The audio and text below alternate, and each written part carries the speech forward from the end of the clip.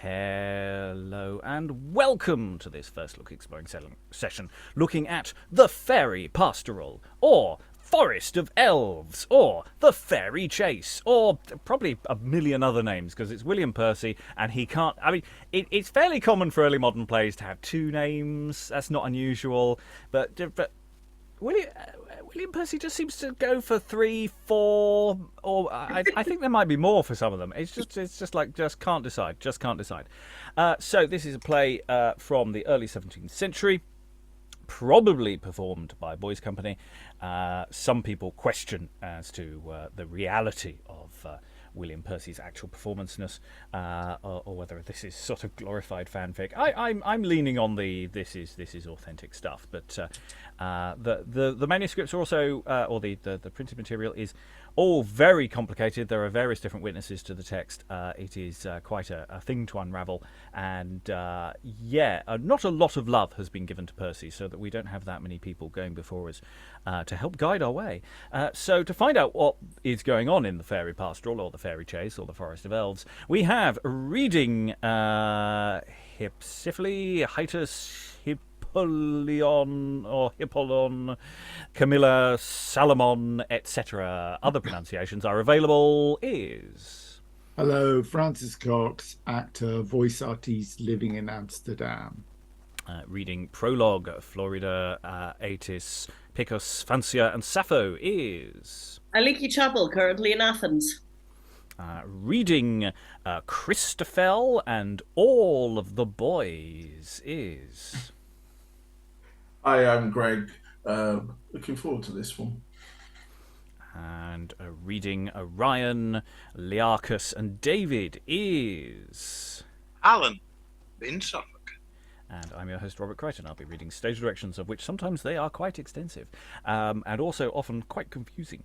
Yes, we'll keep everything moving forward. There may be some clashes. Some people will talk to themselves in at least one scene, but hopefully mostly it's you are in the same room as the person you are playing, more than one character of, but otherwise I don't think too many people have extended conversations with themselves. Anyway, without further ado, we have details of the properties of how the scene and set should be laid out. Highest aloft and on the top of the music tree, the title, The Fairy Pastoral. Beneath him, pinned on post of the tree, the scene, Elvida Forest, or Elvida Forest. Lowest of all over the canopy, or fairy chapel, a kiln of brick. A flown cot, a hollow oak with vice of wood to shut to, a low well with rope and pulley, a form of turfs, turfs, I have very small lettering, a green bank being pillow to the head, but lastly a hole to creep in and out. Now, if so be that the properties of any of these that be outward will not serve the turn by reason of concourse of the people on the stage, then you may omit the said properties which be outward and supply their places with their nuptications only in text letters. Thus, for some, the Fairy Pastoral. It's interesting. William Percy really does lay out all the options. You're going to need these bits of set. You're going to need this stuff. You need to put signposts up. We know from certainly boys' companies' plays that the hanging up of a sign saying where the play is set and what the title of the play is not unusual. It's definitely something Percy does a lot, but we do have it in other plays as well. Johnson does it at least once and makes quite a figure of it. But here we've got all sorts of hints of what's coming. We've got trees, we've got banks of turf, we've got a hole, and things. So lots of detail. But they can all be omitted, and you can just put up a title card. That'll do, if necessary. That's fine. Okay, so that's just to whet your appetite. If anyone has any thoughts on that, throw it in. Otherwise, we'll go into the prologue. No. Okay, in that case, the prologue for the court performance potentially here. Yes, the general prologue is made now. When unmuted. A post never setteth quill to book to render unto men his wits accounts according to his theme, opposed to him, but first he calls unto his aid the gods, so we that be our poets' counterparts, if to speed we mean, now must summon first your grace's mind unto our vows by prayer.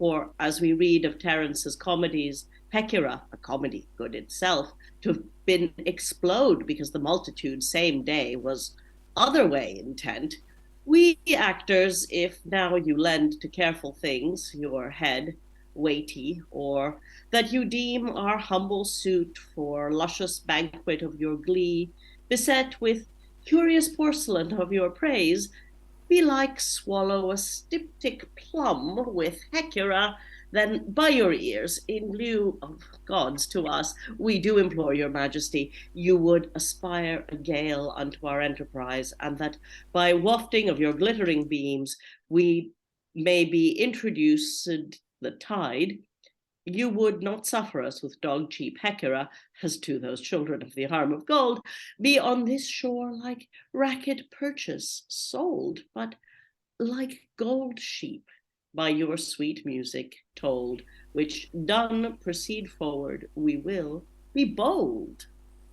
Yes. So, like gold sheep. Much in that I found quite obscure. Some of it was very straightforward. Things to do with, elements of comedy, learning from Terence, who we have looked at on occasion in translation before. And yeah, this prologue is with some sort of... Is that a stage direction for the prologue entering with a book? Vide prologue general principio voluminis. So is it that they get a prop book to read from so that they don't have to learn their prologue, or is it it's about writing and poets and things, is that a prop that has a sort of action to it? Any thoughts about this prologue, Aliki? It's not the easiest to read, is it? No, I mean, we've run into this with Percy before. His syntax is really weird. You end up, you try to work out where a sentence is going, and you change directions 2 or 3 times by the time you get to the final word, and you think, oh, that's where the emphasis should have been. Thanks, Will. Yeah, it's a tricksy, and because structurally, often we find that we quite like what the idea of a scene or the idea of what's going on in the scene, and you sort of know what's going on in the scene, but you don't really know moment to moment what anyone is actually saying. I mean, I actually have a gloss on the golden sheep, but it's not that important and nothing to do with the early moderns, so, leave it for if you have time. We always have time for playful sheep. Well, it's the same as the Golden Fleece. Much of the gold of the ancient Mediterranean came from Scythia, and it's all. There have been some fabulous archaeological studies done recently, and they've traced it. They've traced its molecular signature to gold dust that was in the rivers, and they reckon that what people did was they laid fleece in the rivers to catch the dust and comb out the gold. Excellent. Let us, however, move on into act and incident. Act 1, Scene 1. And we have the direction. Hypsiphyle, Orion, Florida, with attendants, men and women huntresses on either side. Hypsiphyle with a garland imperial of bays. They kiss at their meeting. Then Hypsiphyle spake as follows in the scene: Hypsiphyle, Orion, and Florida. Sadly muted at opening gambit. My lord Orion, you be right welcome to Elvida. How does his grace, I pray?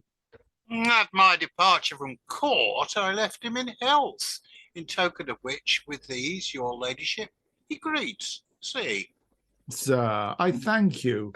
And where lies the court now? At Obera. My cousins, they do well, all? All right, well. Mine eyes have a room with sitting late, and therefore, Florida, with living tongue, deliver them up, thou unto our ears. To my loving cousin Hypsiphyle greeting. I am given to understand that not only through the negligence of you, but also by that of your fellow huntresses, my fruitful and flourishing Forest of Elveda goeth to decay, and that such dry abuses do daily arise thereby. Wherefore, this is the cause that I, by these my letters, now thought it meet to require you that you surrender the said forest, together with the appurtenances thereto belonging to my well-beloved kinsman Orion, right famous for his skill and industry through our forests and chases. As for the said abuses, they will appear the better upon the reformation of them. This I charge you perform, and to perform it willingly, for I will believe the complaint of my keepers, Obera, from our fairy court there, and from the last year of the reign of Julius our father, to this the present year of our reign, and the 45th day of this present grace, 1647, your loving cousin Oberon. Come you like to laureate victors crowned, then with Minerva's olives bound? Sit you sure? For if you cannot prove such abuses to be in Elveda as you suppose, by my faith, you nimmed not forth so lightly my fingers the forest of the fairies. Madam, if I would so dispose so, I could produce those abuses that daily be commit in Elveda, that in the end you would with shame subscribe to your error. Wherein, I pray you, repeat them if you may.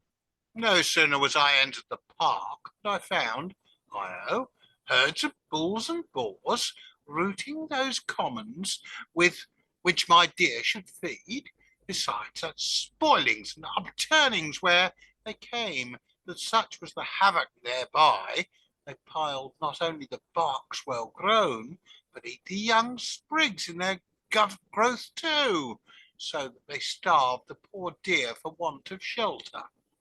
Better, I hope, my lord, to let the swine root those woods, than the soil by its rankness should smother the bucks in their grease.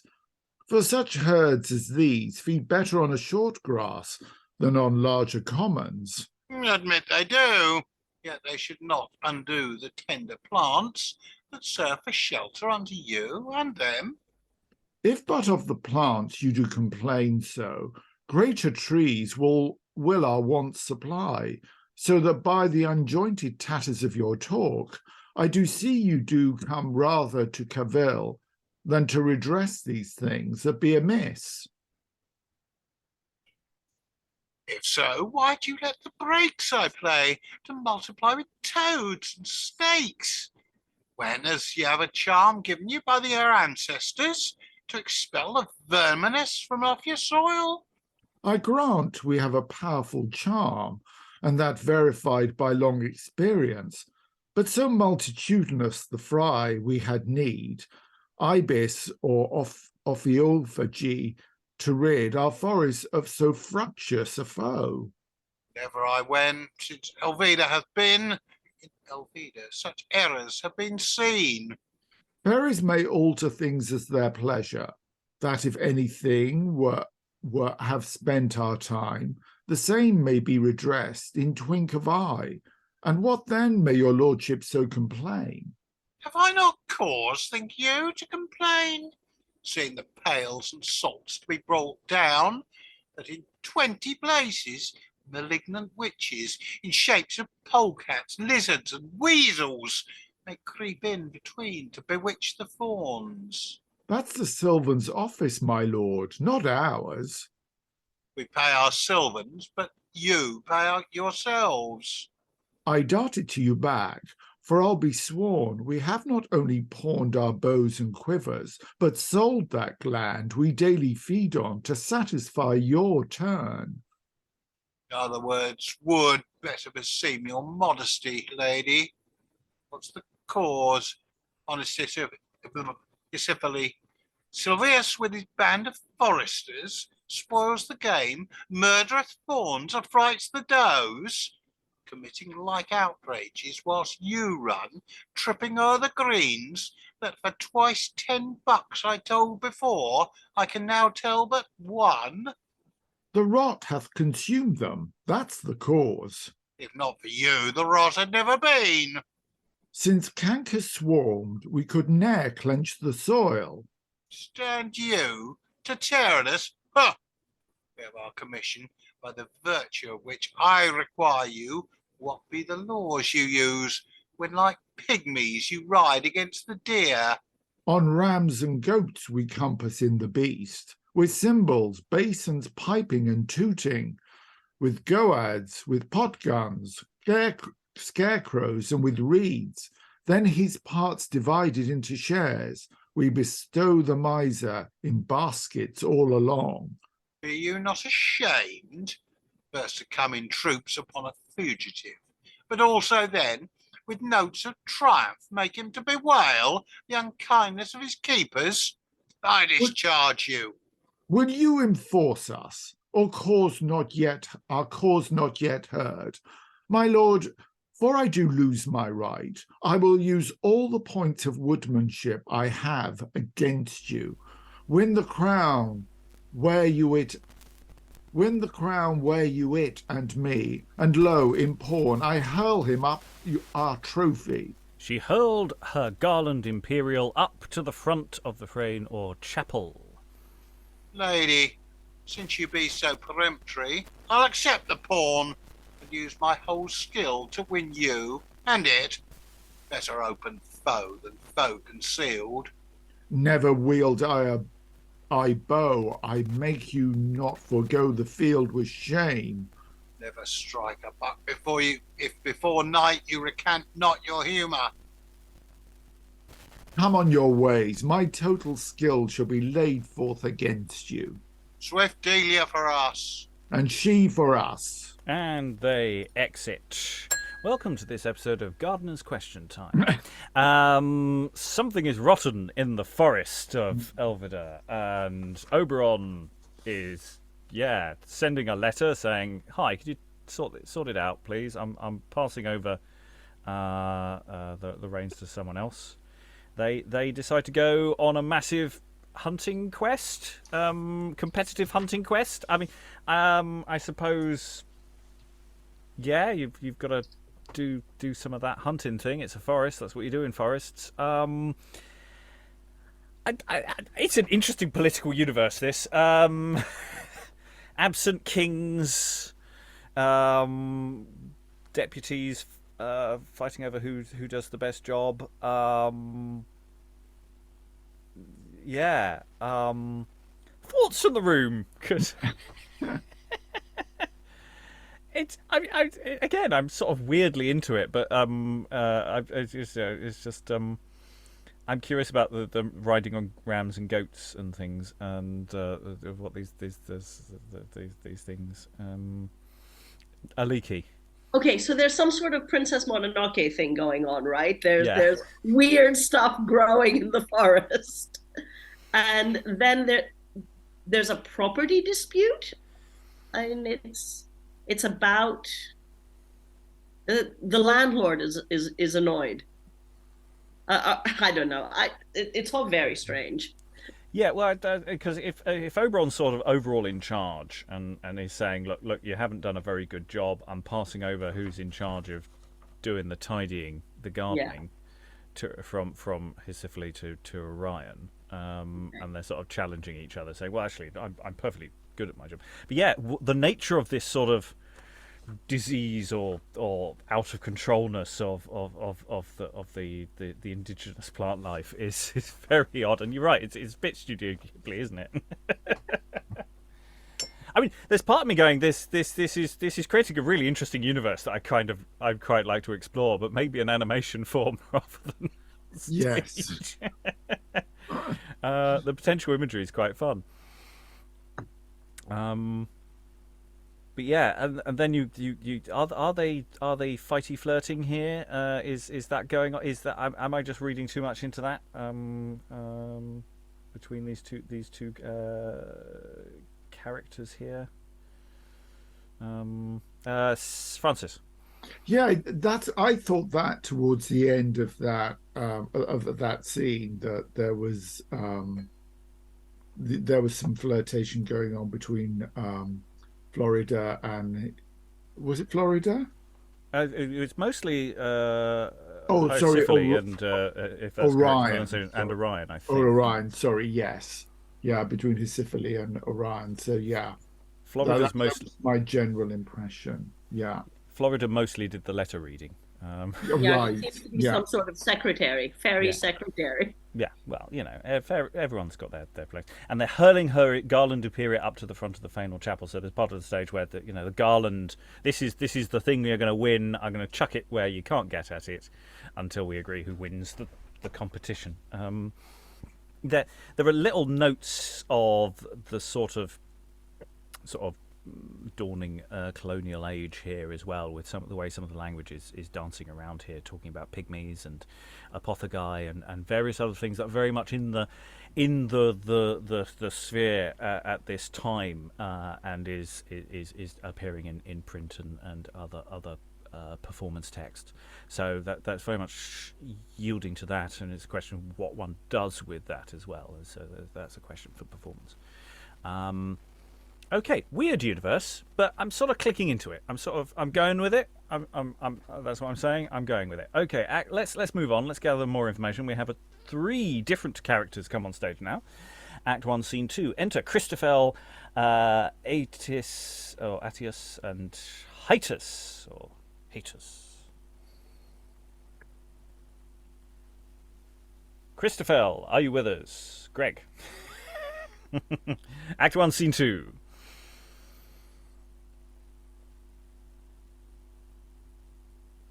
Master Atys and Master Hylas. Your servants. Do you say, if I shall but chew every morning any one of these reasons from a gore-bellied demon as I am now, I shall then become an elf as you be? Justice Jenkin, sure. Believe him, Master Christophel, on so sacred an oath. All right. One more discover me the frail. Come. Thus, first, the squirrel will so practice your corpus cum causa, both your worship's temples, will distill thereby like the drops of a lawyer's labour. Oh, for the excrement of that excrement, but it might be sold for much and given to mountebanks. By fate of my body, I sweat indifferently following a bear, therefore need not, in my opinion, further break the tumbler. If by mean of following a bear, your flesh should be exhaled all, even into a pumice stone, yet the dregs of an earthy disposition would then likewise settle in your breach, if the bear should but regard you grim. So the plummet being low and base, it would tyrannically advance the rumbling of your clock. Then a course or two at a butterfly should serve my turn. Hawking is hawking, and hunting is hunting. Idem per idem, yet follow. If we that be huntsmen should leave our hunting and fall to hawking, we might so, in time, transport our Forest of Elves into the air. So establish a new world? Aye, sir. The giants were dismount for mounting mounts. Will you commit like sacrilege? Signor, no. Do. Oh, no. What say you? After your Mounty Buck Prelidium, you would but show us your ware now. We will use you well. I thank you for it. Come near, I pray you. Mine ears do stretch unto you. The one contrary devoureth the other contrary. As once well-clothed divers did the naked Lazarus. The same reason. For what in civil law belongeth to one, that is the inferior, the same belongeth also to him that is his superior. You likewise, if together with this violence of squirreling, you would but admit worshipful Master Heat into your lodge, he would in a trice empty your greasy tub. The liquor, I confess. Now for the exhaling the dregs. A Pantagruel pill would clench you as you were a jakes. Undo me the trick, I pray you. Pantagruel, one day, lying on his deathbed, swallowed down his maw a ternary of chimney sweeps that were enclosed into as many balls of brass, who, after they had sufficiently purged his filth, came all back in them again with the tide in a vomit. So you, sir, according the proportion, shall be purged with as many horse leeches. How say you, sir? No rake hell enters my guts, my far. Take you then another receipt unto you, I pray you. Rather a commodity. Therefore pass you now me over to the commodities of the sport, I pray.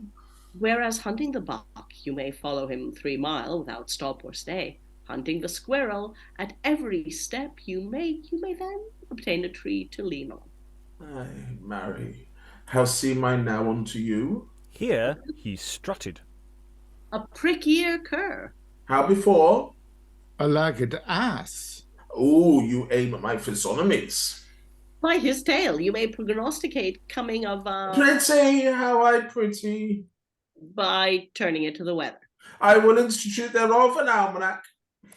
Again, if the storm comes, said tree will keep you dry. Oh, superlatively good for skin and for bone. If you faint, a bolt will batter you a whole bushel of nuts down. Liquors refrigerate, nuts execrate. 20 to a 3 halfpence, but you shall find his storehouse pissed. Possibly by levelling at a squirrel, you may chance hit a buzzard. So, merit of the church. How much? A groat. Set him down. He has no horns to pote at you. Marry now and then, you may battle well a flap of his tail, sir, if so it may like you. With better fur may a man be faced. Finally, and in good sadness, sir, it will be more precious to you than time himself. He is bald behind. This, if he escape you, you chance may catch him back by the tail. Doubt sticketh in my maw. Zounds, spet him firth. That beast is his building in trees doth upon it. Did you never hear of a horse nest? I ever took him for a hedgehog, Hylas, I. That birdie is his multiplicity of feet doth also give me also the lie. Yet Pliny in a shorter truth tell alloweth the birds quadruplicity of them. An undoubted beast he is. You may know him by his slovens inn. You say you? Sir, will you leave the chase and go along with us, say? Quick, sir, Apollo wasteth his candle. See. If I but single, I shall be singled of the single. Our buttocks for yours. Be your buttocks or warrants?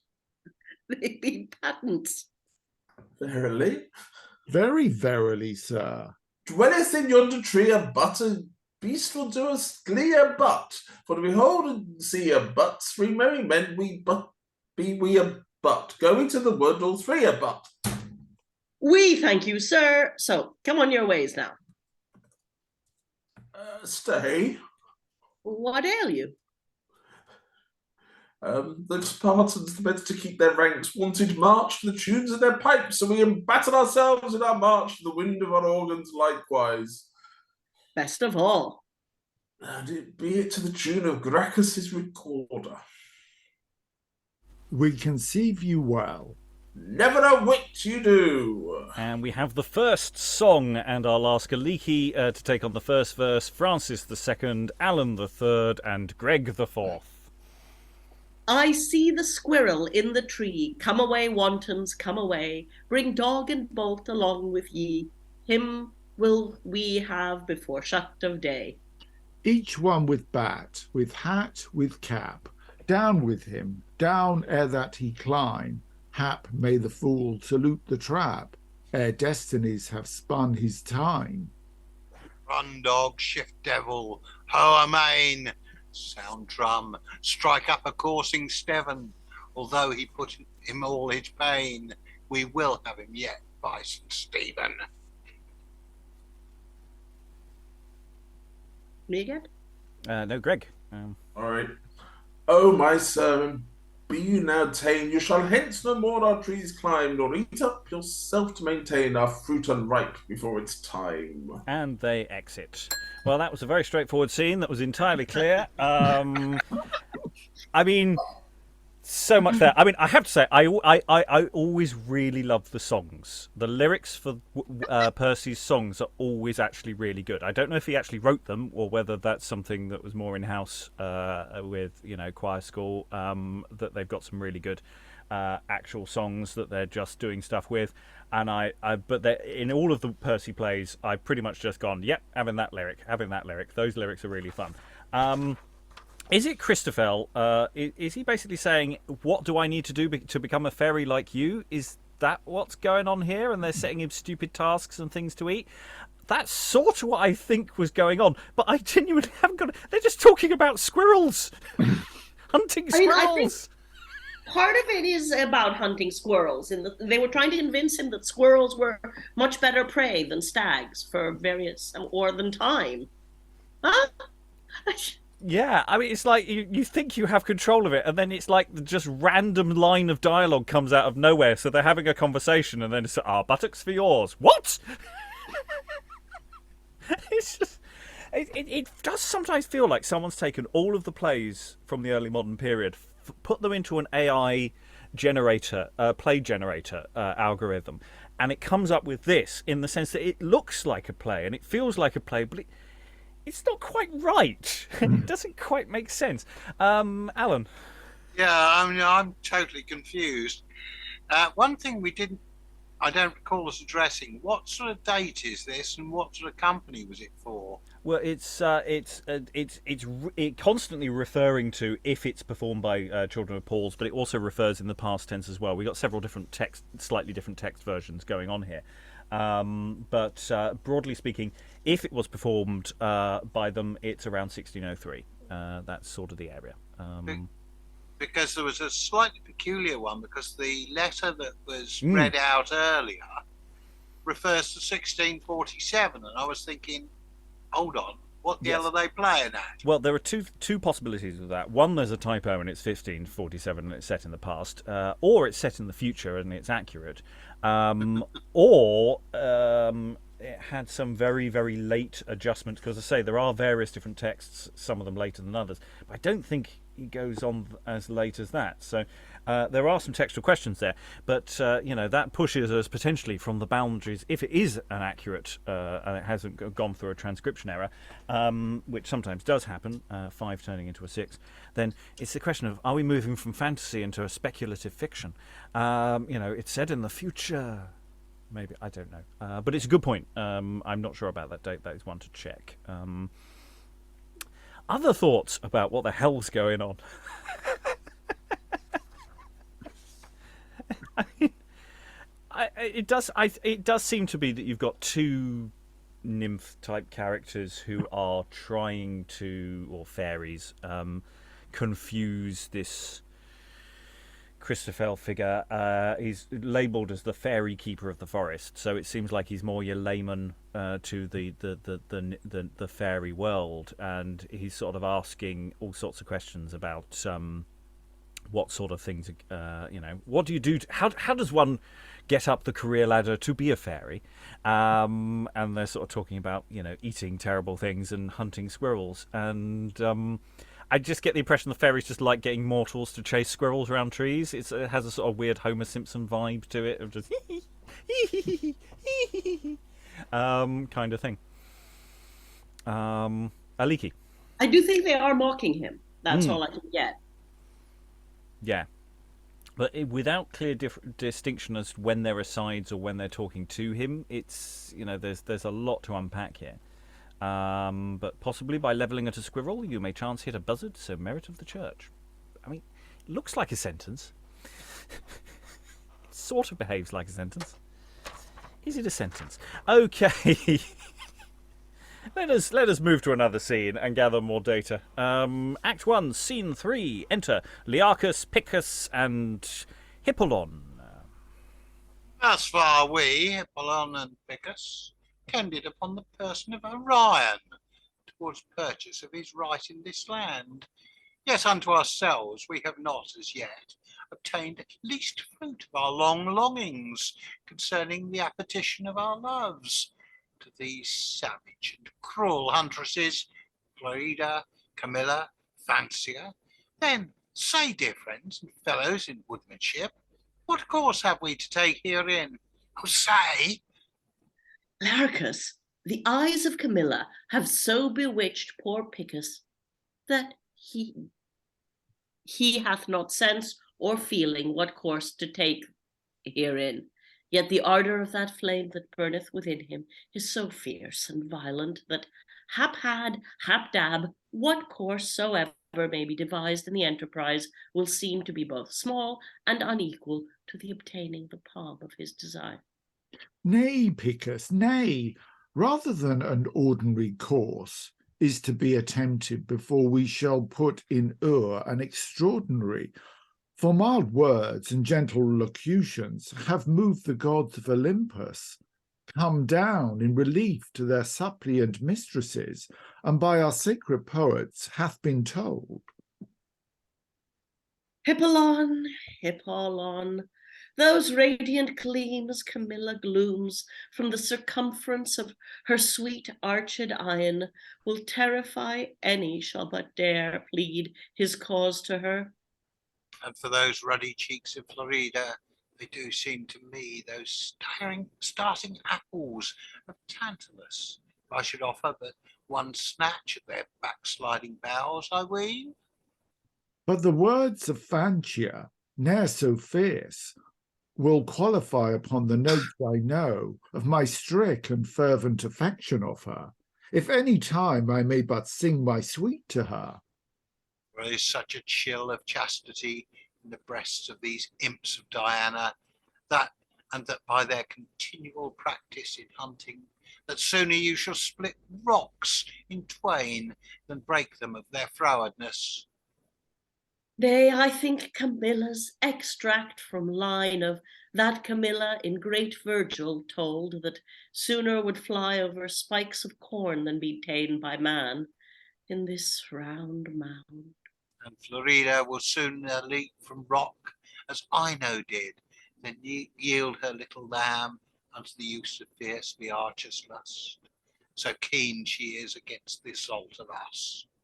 Fancia of another strain is sure, as I am thoroughly persuaded of her, for as her name doth forcibly imply, she may fancy some, though late it be, nunquam sera est ad bonus mores via.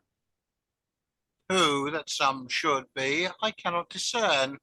Myself, I cannot rectify my mind so. Florida, mine in any sort will be. Si vox est canter, si mollia brachia salta, et quacum potes dote placer place. For have I not used these many shifts could be devised to bring my wind about? Yet see, oh see, she will be none to me. Se precibus non vult cedere rump moras. Well brought about, huh? For women, if soft touched, will sting like nettles. If rubbed again, well, will bear the touch. Oh, bear up, I say. Now Picus showeth him a man of proof.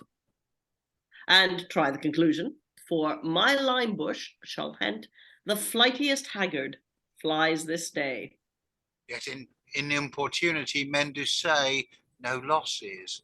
Wherefore give the assault once more, and if we shall not speed so, then let us sing the black saunts, the one against the other. Come! Well, fie, Learchus, by my truth. Come. So go we on, and first see the trial.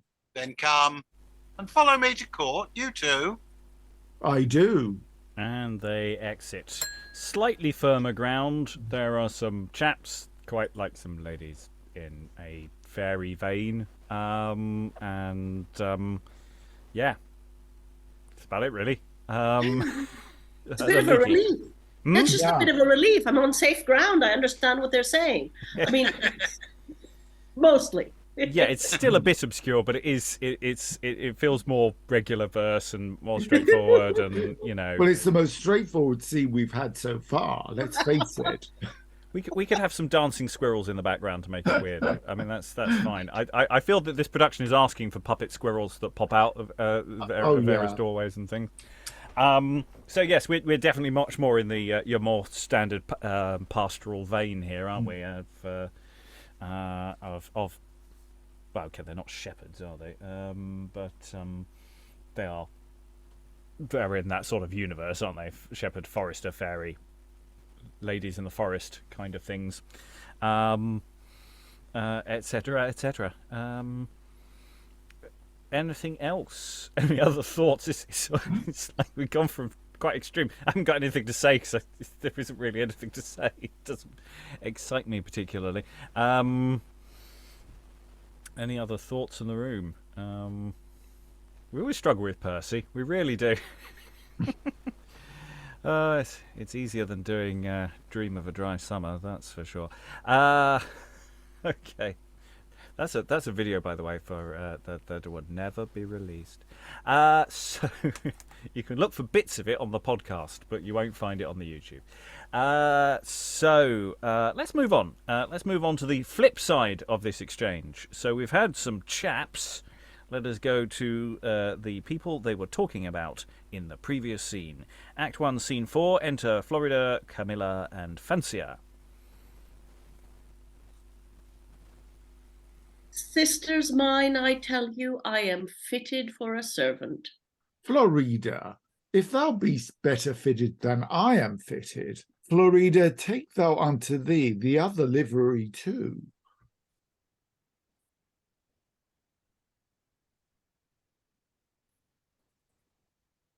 That's me as well, sorry. How? Each of us a horse? I'll be sworn mine's an ass. Let's pace them, sisters dear. Oh, do we have we have a lengthy clash, don't we? Okay, so I knew there'd be something going on. Greg, I'm going to throw you in to be one or the other of them. Fancia, you can be Fancia. Let's go from the top of the scene. I apologise for that. I knew there were clashes. I didn't think there was a clash in this scene.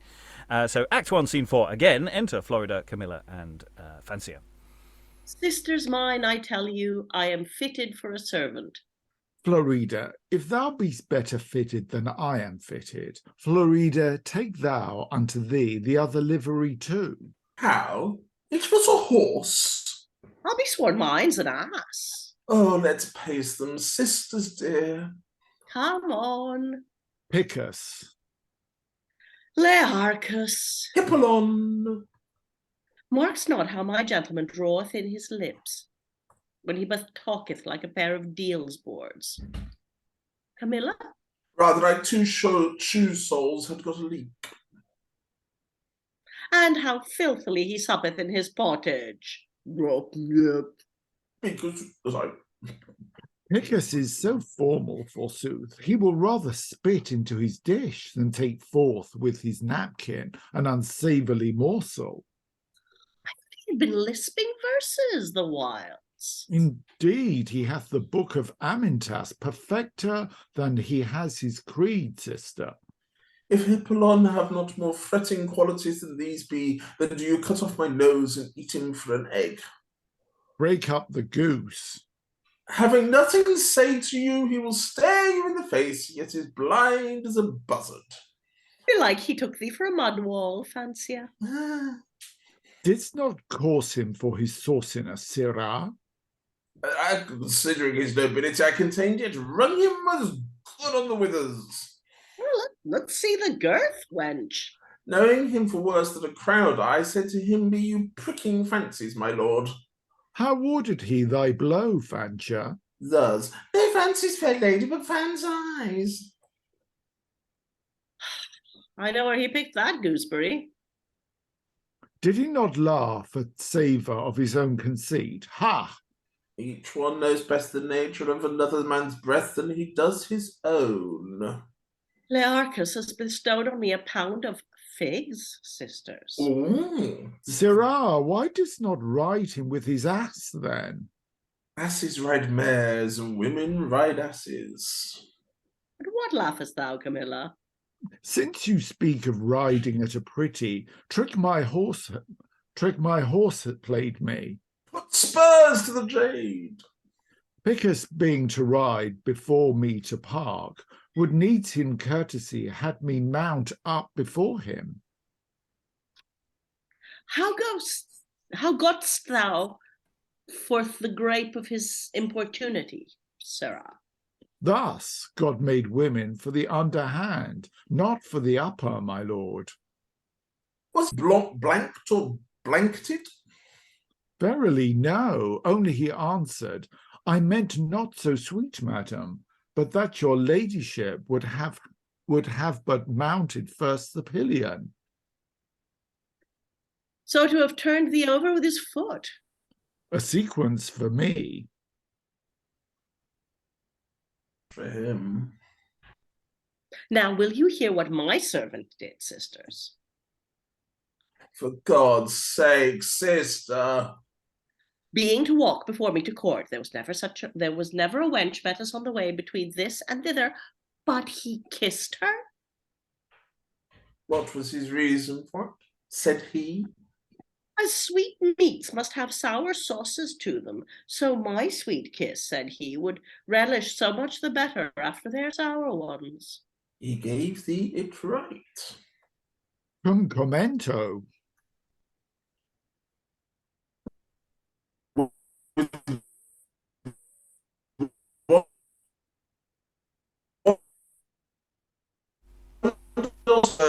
I believe.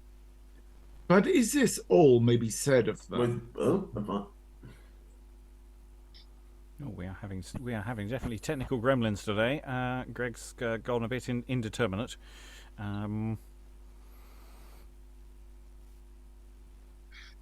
Are you with us, Greg? I'm here. Yeah, yes. Excellent. Where do you want to go back to? With one dust over and above. Let's go from there. Right. With one dust over and above, I believe.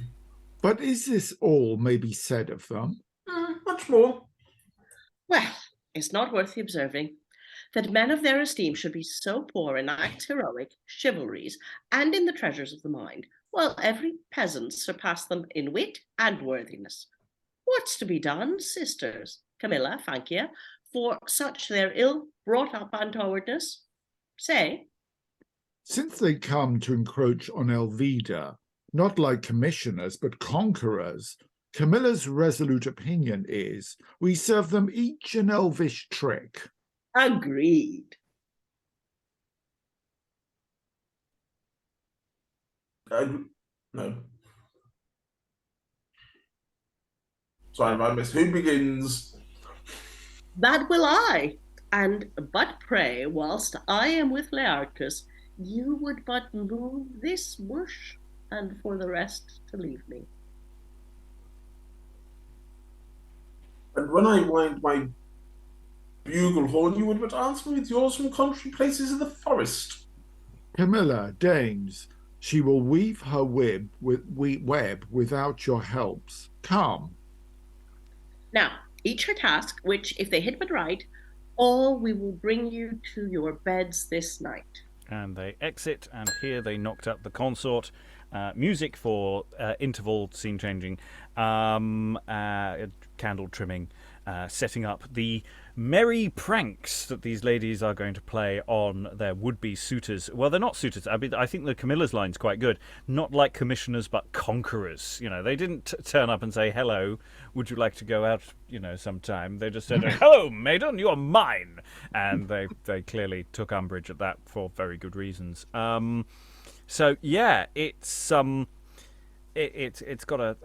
again, this is much more straightforward, and sort of know where we are with the game of this, and we've got these two scenes one after the other, bouncing off each other. Any thoughts about these particular fairy huntresses? I have them noted here, and their cunning plans. We don't have much on the cunning plans here. We've got one's going to involve a bush, and one's going to involve a bugle horn playing in different directions. So that saying. Horn section standing by. I'm just sharpening my kazoo for potential use next act. But that was Act 1. We've got a world. We've got, again, with Percy, he likes to throw quite a few plot lines in. We've got clean up the forest hunt competition is potentially the A plot. I don't know if there is an A, B, or C plot, whether we should give them such names. We've got this potential servant character who wants to be in with the fairies. Christophel, don't know where that's going. And we've got 3 suitors and 3 suitees, as it were. And some merry japes have been set up. I think the structure of it I'm quite happy with. It's just the words. And we haven't really engaged fully with this question. Is it just that it's not very well punctuated or laid out? Is it something that would come alive if we got into the head of Percy with some rehearsal, or is it that we need to do some severe adjustment to the text to make it playable? It's starting to feel like the same problem what sometimes I have with restoration drama, where and some comedies coming forward within our period of you need to sort of excise bits of lines because there are so many little bits of data being thrown out that are of their time and just don't travel very well. I don't know if that's the case here. I think it's something just very weird about the way he writes, and I'm not sure what to do with it. Alan, Just wondering. I mean, we said that this was probably a boys' company. Or certainly it was intended for the boys' company. We do seem to be getting into the third form humour with the number of potential double entendre in there, and you can see the kids sniggering at the back. Well, this is the thing is I don't know how much of the audience is forget. It's cast members sniggering to themselves. This is a gag that will land well. But the audience itself is incredibly rarefied, or potentially more so. I mean, it's more expensive, but that doesn't necessarily mean that the middling or even the lower sort wouldn't go to the theatre occasionally at a higher price. In the same way as people can on low incomes will spend enormous amounts of money to go to a pop concert they particularly want to go to, or similar musical theatre. So it doesn't automatically lean in that sort of direction. Any other thoughts on Act 1 before we dive into the first half of Act 2? Can I have a dictionary, please? Are or there a plot guide, at least. Yeah, it's not so much the actual individual words. There aren't that many weird words. It's just they're so weirdly put together. I do. It's one of the few where I'm sitting there going, I do feel like I need a running translation as to what the hell is going on, because it's so weird. Yeah, it needs subtitles. It's got English subtitles. What language is it in? English. Yeah. Okay, let's dive into Act 2. Act 2, Scene 1. The direction. Here they all sat on the form of turfs. So this is where the potential bit of stage stuff is there. Sir David walking with a nest of throstles in his hand held. Brown Sapho, discuss later, sewing in a sampler by them. Enter Sir David, Salomon, 3 schoolboys, and Sapho. Sequemi, follow your master's steps. The bell is for the runner, the whetstone for the liar, a rod for a naughty boy, and the birds be for him best saith his lesson. Obnubilate your temples, the plague lieth in Phoebus' shafts. Juniperi granis ubera nocente, if frugibus embra, so ordine quisque so. Come, say, Manassas petit, begin. Tibia dulce, carnit ulcerum, dum decrepit ogems. Tib!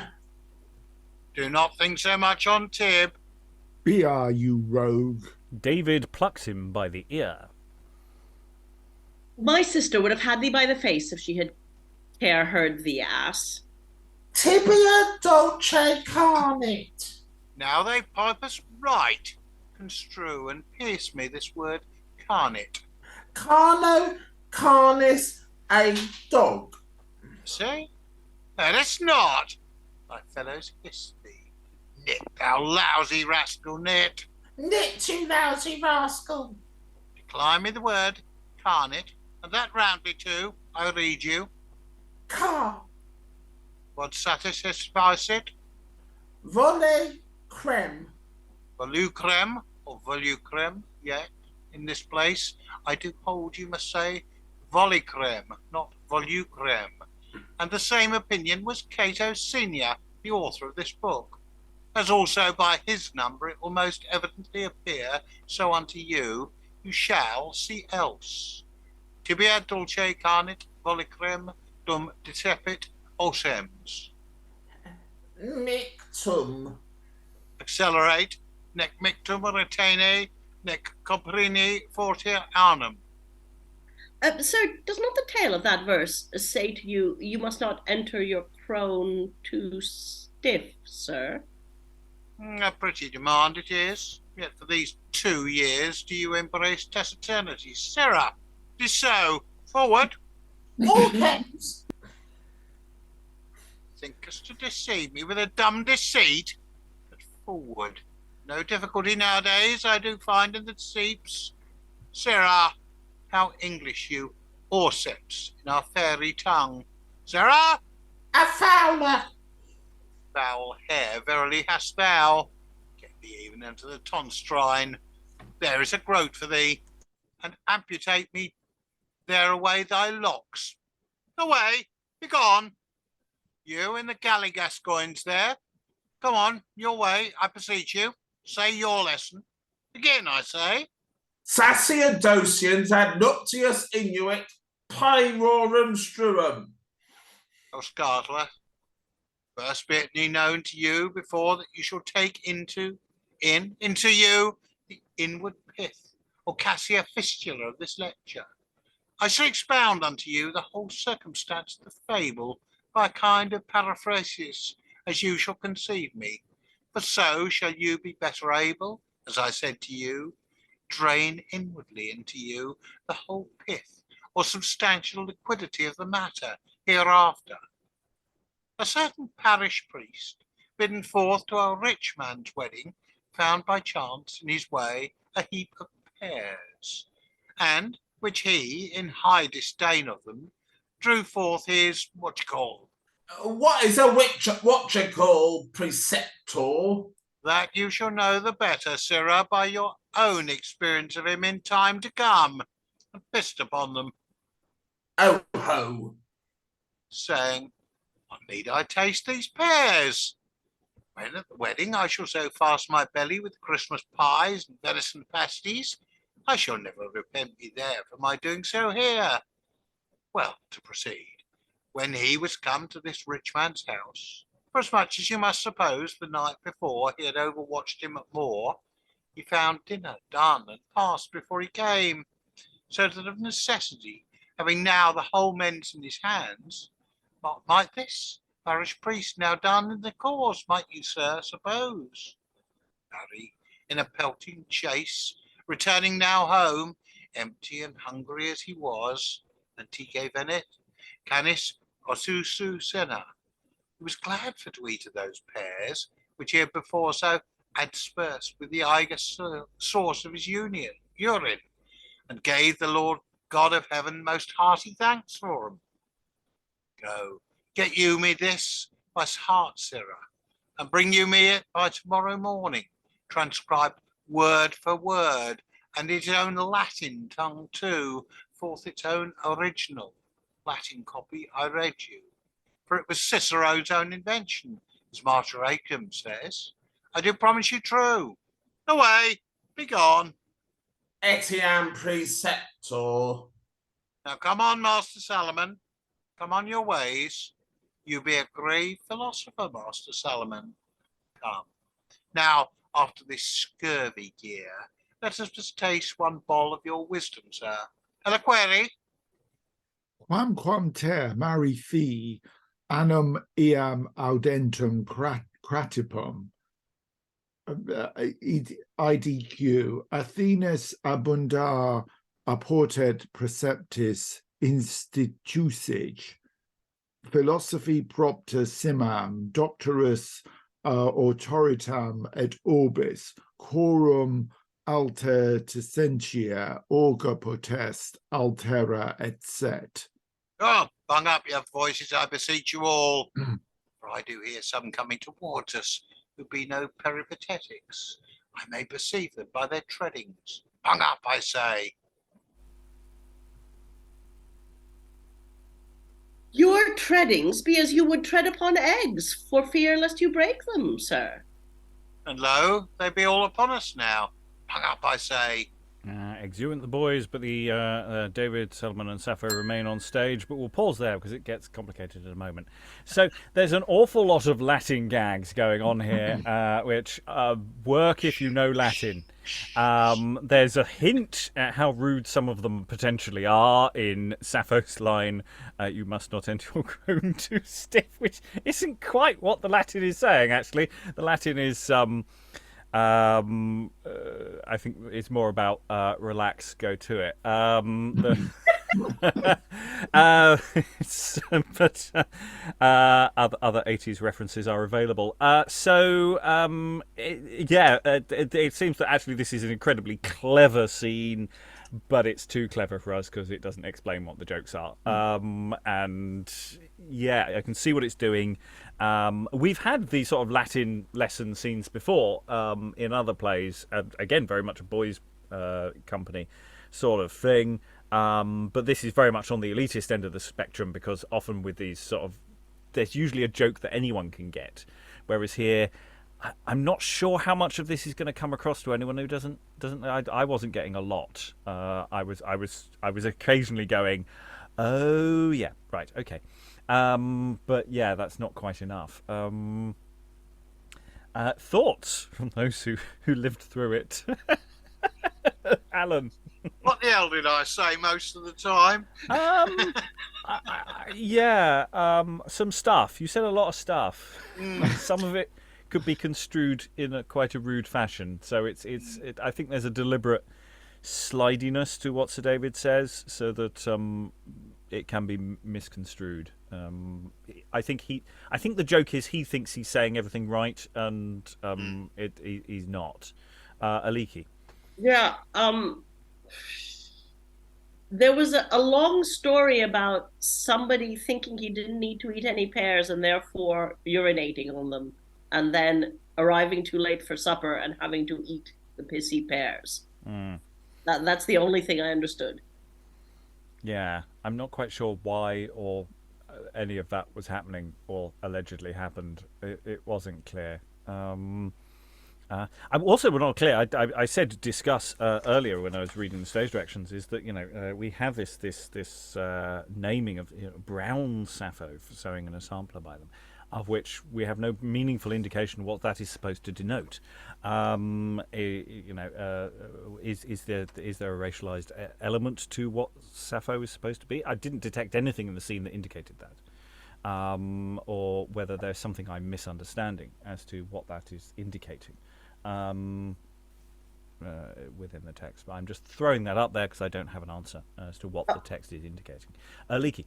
Okay, sorry. So this is a schoolmasters and schoolboys scene, right? And the boys are making mistakes, and the schoolmaster is making fun of those mistakes in that sort of very arch way, that by pretending to take them seriously. Is that it? Maybe. Okay. Yeah, you're not supposed to do that anymore. Good teaching practice does not allow you to quietly, sarcastically deconstruct. You have to be encouraging. But I say I wonder whether there's some drift in what David actually says at times, and whether he's not as clever as he's supposed to be. I don't know because I don't really know what he's saying. I'm wondering. Anyway. Maybe we'll get some more data because we have a continuation of the scene in Act 2, Scene 2, because Sir David, Salomon, and Sapho remain on stage, and enter to them Atys, Hytas, and Christophel. There is some slight clashing going on here, but I don't think anyone really talks to themselves for any length of time, so hopefully we'll get to it with our skin intact. So enter Atys, Hytas, and Christophel to David, Salomon, and Sapho.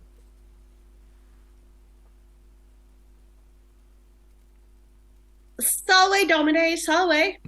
I do reply, your salve. Salutations upon you all, sirs. Your salve resalutations stinketh most putrefiedly, sir. Fie, Sir David, you that be a fairy, Fair eye, he is truly. and have the bringing up of the elves the forest in roguery. Sir, You would profane so fair a day? He is a justice of peace, and I must tell you true. Mine a knave is, I must tell you true. I do beseech your worship, you will but obliterate the error. Fight them away for shame. They be shameless and graceless imps, biddy. Not so shameless yet as is our own good master, I trow. Send them away with a whip. Vaunt you tits, that you look me not in the face today. Be it a... Oh, Francis. Be it a fat remedy too, we all do beseech. Be it so also. Go. Hold you the birds, my boys, and back. You, Salomon, only you. See you but reserve the drippings of this talk, and soon. Etiam. What's that, Salomon? A philosopher he is. A philosopher without a beard, sir. Philosophers wear no excrement, certainly. Have you no murdays in your bellies? Some, and shall like you, we have, but do cast them into a ditch all. So does my bitch. Has given him a twitch. Now you beseech. Your reading will testify who you be. What's that, the book you have in your hand there? Scipio's comedies. Oh, Scipio's comedies. Be you blind, sir? Is not this plain Terence, sir? Shall I have permittance? Shall I have breath? Take to thee thy wind, I do freely give thee it. Terence fathered, Scipio begat them. You would have taken the Puritan for a playmaker. Rather, who would have thought the other had been a thief? He could not have been a barbarian and have uttered that urbanity, certes. I have a commission for the examining your whore, therefore see you not stir. With part of my soul and her whole stomacher withal to boot. Caliph, wilt suffer him kiss her in thy presence? He is no justice, ass. No? No? Lips off, sycophant. The same she is no lettuce. What other sports have we to pass the afternoon? Nay, he is a justice, I must tell you. My fellow spake but to the contrary, but for your better edification of the man. Some innocent sport, I beseech you, sir. Stay. Plucking roses? The rose will prick you. Riding a wild mare? Yeah, the mare will kick you. Picking sloes? Oh, the slow will stick you. Catching bees? The bees will stick you.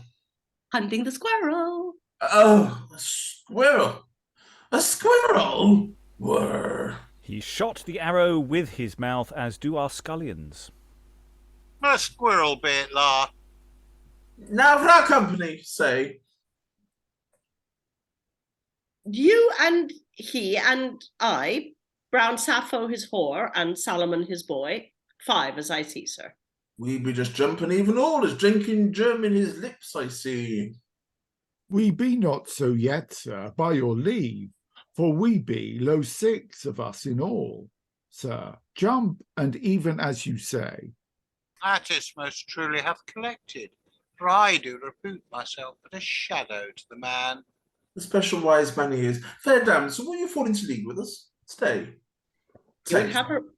He would have her fall into legs with him.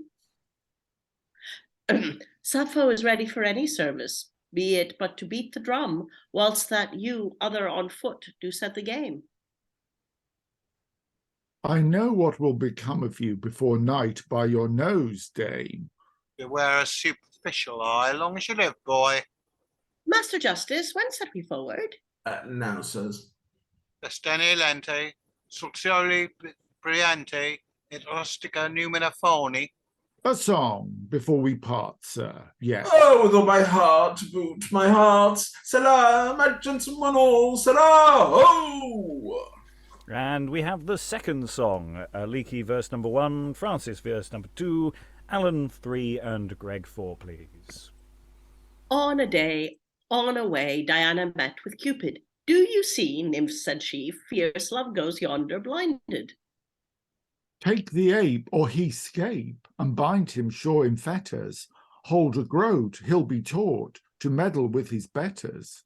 Instantly him they tie, and bretched him sound with rushes. Pardon me, said he, I'll never wound you, goddess. I having sworn here upon the god the nymphs unbinded, Diana since that day was never shot by Cupid. And they exit. Okay, that was a scene. And there was lots of rude things said. It was like, it's just they turn the tap of profanity up, and also just really I mean, it's like just and then it's just random squirrel, which I do like as a callback of just this idea that Christophel every so often a fairy taps him on the shoulder. Look, there's a squirrel over there! Quickly shoot! Which I'm really enjoying as an idea. Not so sure about the execution. She is no lettuce. Have we had lettuce used in this term fashion before?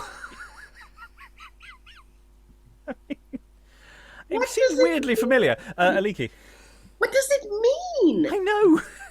I mean, the thing that occurred to me is maybe he's slimy. They're calling him a slug, and they're saying, get away, she's not a lettuce. I like that. Absolutely. We also had Avaunt You Tits, which either is a typo and has just come out with an unfortunate construction, or it's just sort of like away you small birds, you small fry kind of logic. I don't think it's necessarily in the modern sense. If it is, I think it's the first use. If it isn't a typo, then it does appear to be. But as a modern listener, it does sort of land in an awkward fashion. Alan. No, it felt right actually. Small fry. Get out of here. Yes, as in sort of your load of blue tits. You little get which makes sense. Although all the boys have already exited, so it's interesting in that sense. Have you no merds in your bellies? So throwing a bit of French there, I got that one. But yeah, very excremental and other things, and yeah. I liked playing the anti-version of the one I was the other week, that seemed to be the party planner. I can't remember the play now. Yes, because it might not have been last week either in the release schedule. So yeah, I don't understand a word I'm saying. Well, it's not that I understand English. I just don't understand half the sentences that I'm. Well, it's like, what is happening in this scene? I mean, what is actually happening?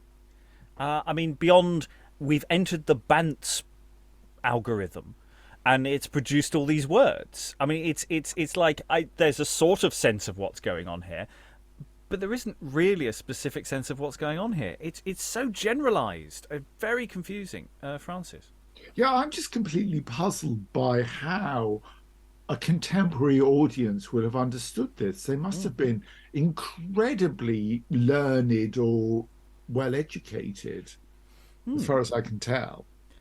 A lot of it does seem to be, certainly this section is predicated on that. Yeah, I mean, it's a really interesting question as to what the mix of a boys' play at St Paul's what the audience would have been. It's assumed it's a higher ticket price. I don't know how much data we actually have as to what it would be. But that doesn't, as I was saying earlier, it doesn't automatically mean that isn't. Maybe there's a lot of people who like going just to feel learned, even if they don't actually understand a damn thing. Alan? I'm just wondering, the other thing could be sheer force of spectacle. It's small boys who've had to learn and repeat highly complicated formations at speed. You know, and it's just the verbal dexterity. Yeah, there is a showy offiness about the way some of these sentences are constructed and the verbosity of it all, which is quite fun. I mean, I think once you've got clicked into it, I think you can deliver the dialogue with a lot of panache. It's just a question of sense in terms of, I don't really know what the schema for the scene is. I'm sure, you know, and that's perhaps why people question whether this was actually performed, whether this was more speculative than actually performed, though we have a reference to court as well. So it's an interesting question about that as to that. I'm going to have a little look at and see what we have later on. Yeah, we don't have any stage history for it. Yeah, and so yes, it does look like he transcribed it late in his life, so that there may be later additions and changes going in there. Yeah. So how much of this is authentically early Jacobean, very late Elizabethan, is an interesting question.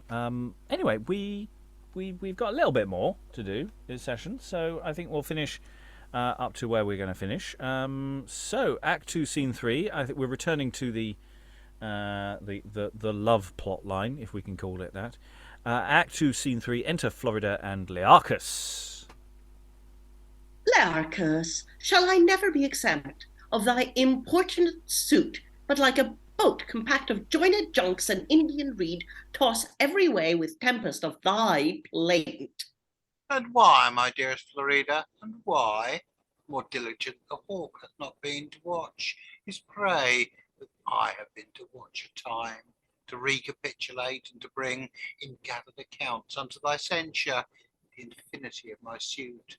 And, Florida, yet no recompense I may perceive spring from wellhead of my hope. Then, sweet my dear, I charge thee by the gods and men thou wouldst but or set on shore, or cast me off to sea now. Then thinkest thou, Learchus, to obtain or love or favour at my hand, and come with that hostility upon our soil? Sooner shall the motors of the spheres retort their wheeling circles retrograde than Floride will yield the gem of her virginity unto the pleasure of a loathed foe. Madam, I do confess we have been bold to have come by the virtue of commission upon your park and on your pasturage. But how unwilling, and with what heartbreak, Learchus went with them in company, these everlasting lamps of heaven do know. It is an antique saw, you may not force the horse to wrath unless he please his draught, nor a camel loaded with Indian drugs oppressed to rise lest you ease him of the load. And you who might have forced you thus to come with runagates upon our soil, and have such proper stumps to bear your trunk away.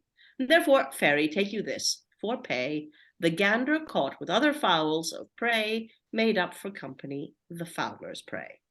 O bitter sop unto a woebegone, O sourest pill of tart acrimony, all the scums of magic temperaments, if that the world were sought, and I were he, enjoined by Cythereas, doomed to search a perfect butcher for an amorous.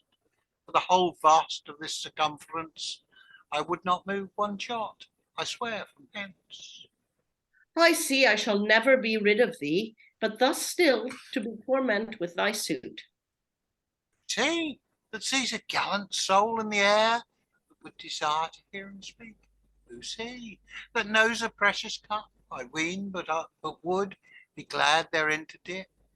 Who's he that spies a gentle dove in compass of his yard, and would not tice him in? Then, Florida, certes, since this thou bear'st, and more than this, why should I not entreat thee with a kiss? If force, what remedy? Then know, Learchus, Hypsiphyle holdeth so strict a watch over me and my sisters that now there is no place to fulfill thy wish. And sweet Learchus, stay till the elves be gone, to rest, and then... Nay, but now, sweet Florida. Now, sir, the sun, lo, beats upon our crowns. The adders peer about the grass, the noontide arrow flies, and all things else conspire to thwart and cross your heady enterprise. If all the world were sought, and all things in him contained were up to hinder me, I would not let but venture as I may. Come on your way, need will drive the toughest cart I see. Behold, the bushes move. My lady is at hand. For God's sake, sir, hide you in this well, and prevent the worst. Say you my lady is at hand? Believe it, she will take us in the fact. Oh, then through fire and flood to ease thee. I'll in and see, and turn to you again. On so sure a vow, low down I go. She lets him down into the welly by the pulleys. I thank you, sir. Hurt not yourself, I pray. I'll coldly rest you there till I release you. Now, Florida, advance thy victor steed, and with a magnanimity resembling that quondam Roman ostiger, break through this tide of importunity. For was it not my virgin dove, gainst which, bending as many darts as William forced great Regulus against the beast of Tyre, he aimed at with that alacrity? Was not that wax far chaster than one's mouth of my virginity? He thought to have stamped his seal upon, and so to have borne the flower of me by privilege of the charter. And praise to Jove, and to that virgin queen, dread mistress of our woods, for they not been for all those nurtures of thy tender youth, for all the examples of thy godlike peers, the viper's treats hath shaked thy constancy, and therefore vow unto their shrines advance. Of armed maids a deed of waxen bronze from hand to hand, with all a compitol, as a thank offer for my delivery. For now I shall unto my sisters vaunt it. My love did brush up his moustache and want it. But Florida, stint thy strife, the day grows old, and weary Phoebus turns his team now home. Thou must make here the vaunt lay to the deer, according Hypsiphyle her bidding, so keep him from the brook he do not proffer. So, Learchus, I bid you now adieu, and therewith me do recommend to you. Exit Florida. And so, yeah, again, much firmer ground. It's a much more straightforward thing. I'm going to persuade you to get into a well. That's basically that. That's one of those set prop things that we had earlier.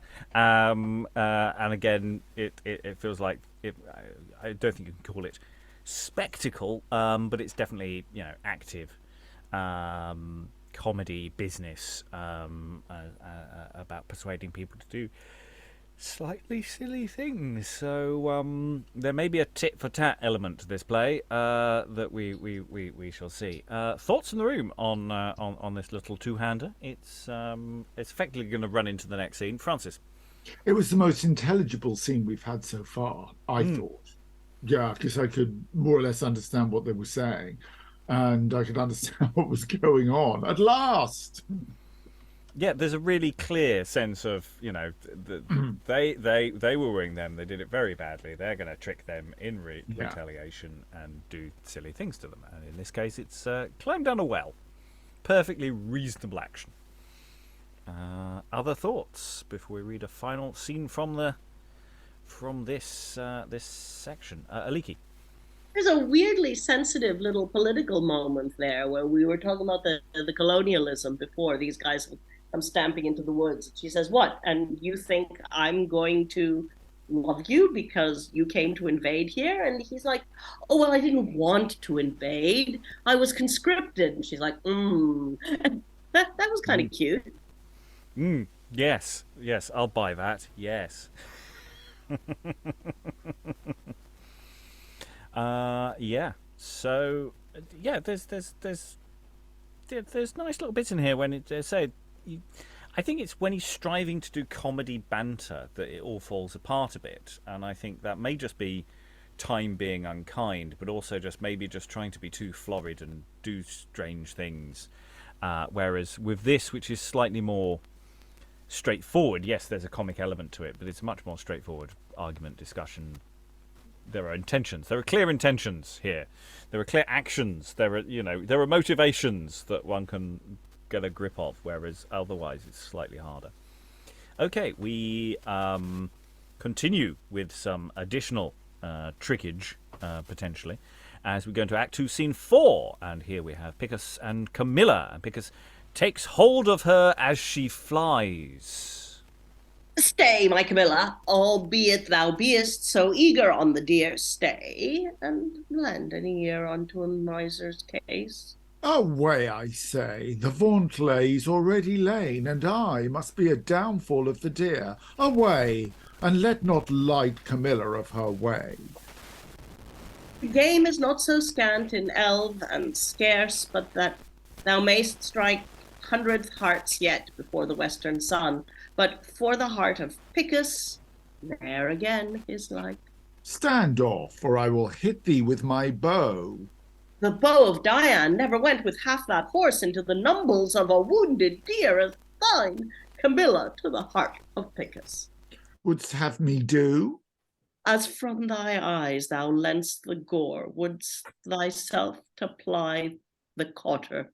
Then, like Telephus of Mysie, to resound, one spear gave the salve, one spear gave the wound.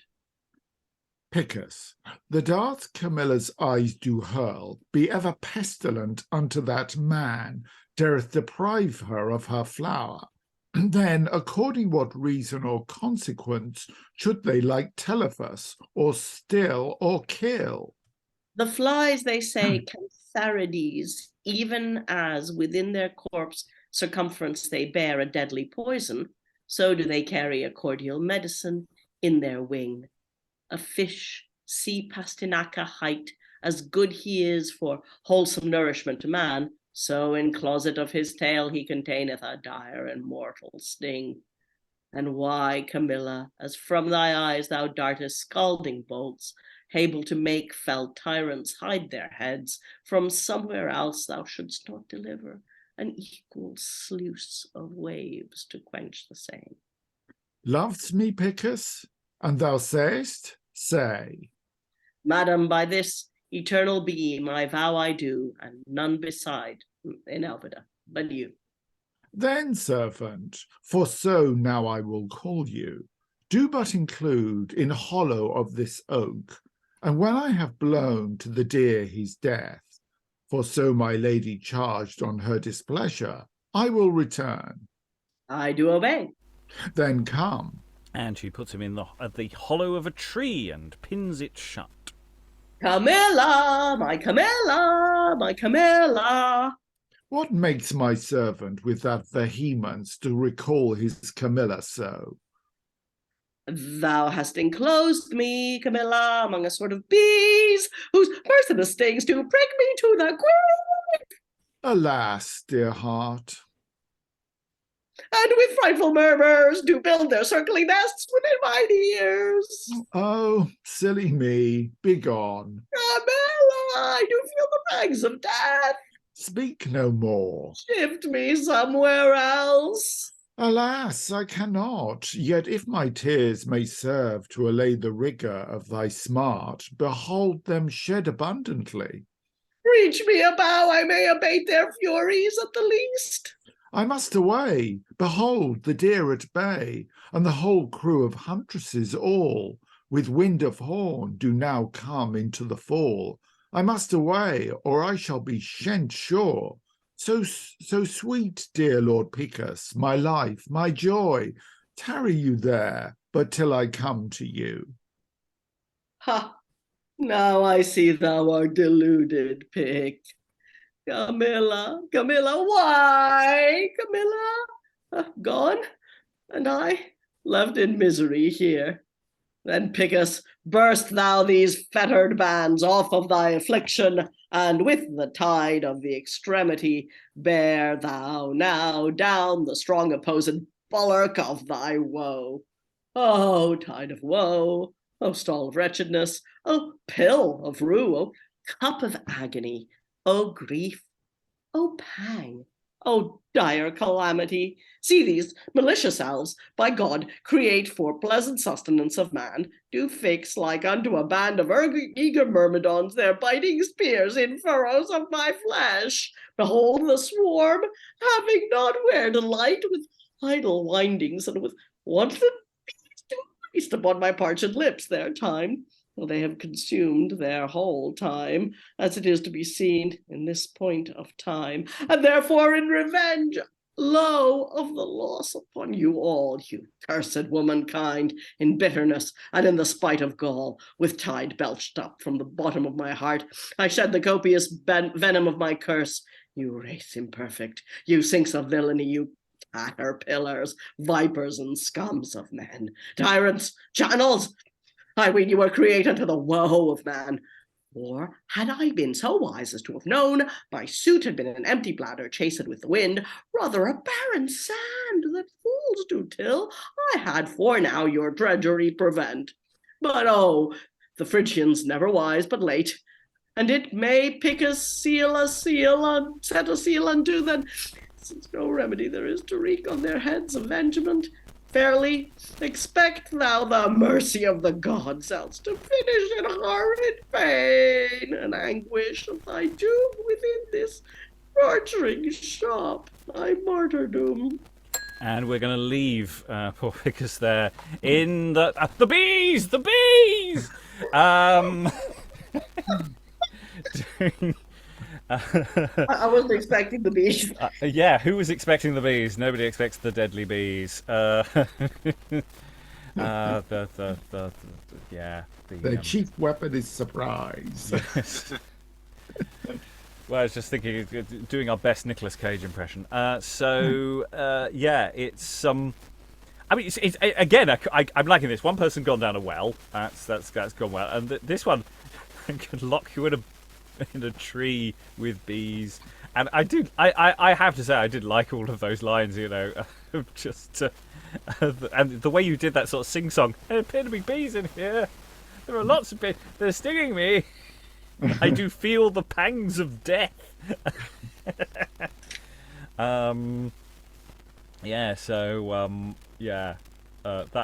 quite nice, and we're leaving it there. There are more misfortunes to come when we will return. But yeah, I really enjoy. I'm sort of enjoying this get the guys plot line. It's sort of going well. I'm just going to slightly spoil here, just to say that there will be a tit for tat element here. So there's it's you may be disappointed with that later, but we shall see. It might all be fine.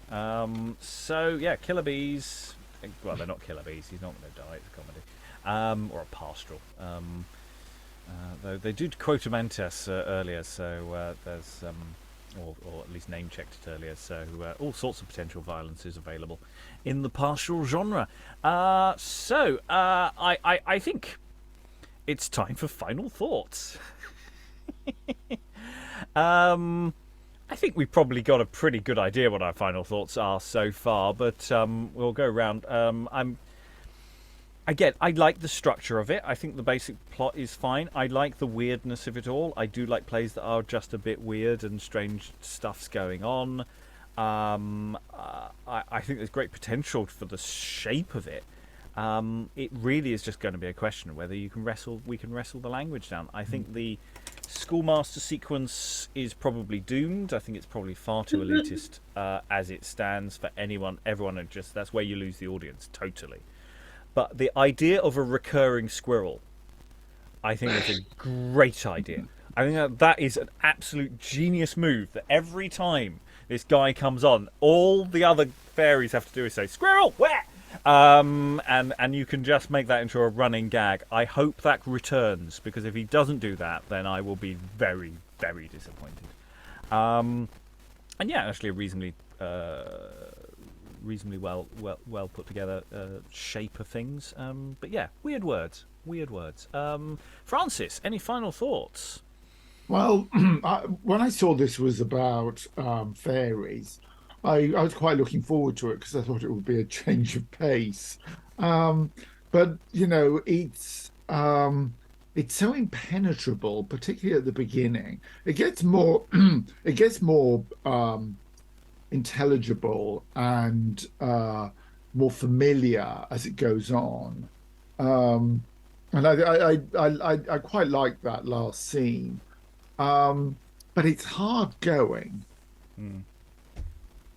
And I can't imagine putting it on for a modern audience without making just substantial changes to the text to a point where it'd be unrecognizable from the original.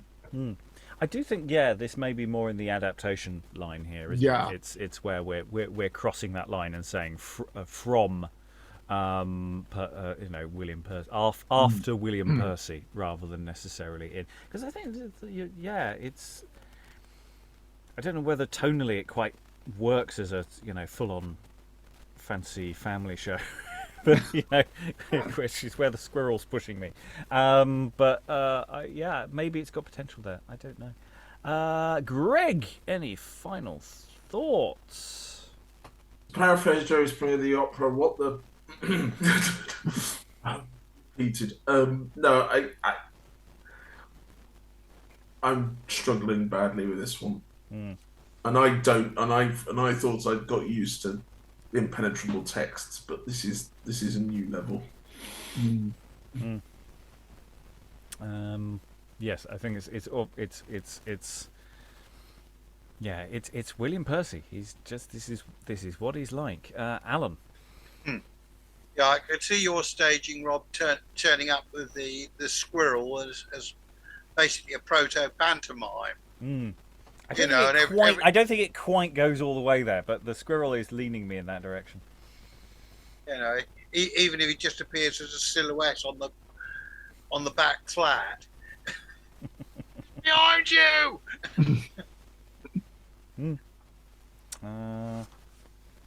Aliki, any final thoughts? Yeah, maybe it's because we've done a Percy relatively recently. I've felt a little bit more tuned into this, not at every point. I think there's a lot to be done with playing up the quick-wittedness of it, how fast some of these replies come, how they must be said in that tone of voice that says, I'm making a dirty joke, which, with me, I usually figure it out 4 lines later after I have made the dirty joke. But if you can make it in there, some scenes, some bits, I don't know, it's kind of fun when you have half a clue what you're saying, which is about a third of the time. So, some work needed. Shall we send it back for a second draft? I'll just see if I'll send him a fax. I'm sure it'll get through, and see what goes on from there. I would send it to a script doctor for a complete rewrite. I say that is one of the routes we can go for. Is that if we don't think it's it's just a matter of just making cuts and adjustments, and it might work actually. Is if we just do some damage to the text, that we come out with something, but it might require your actual additional material to really make it land. But as a starting point, I have to say his plots are fine.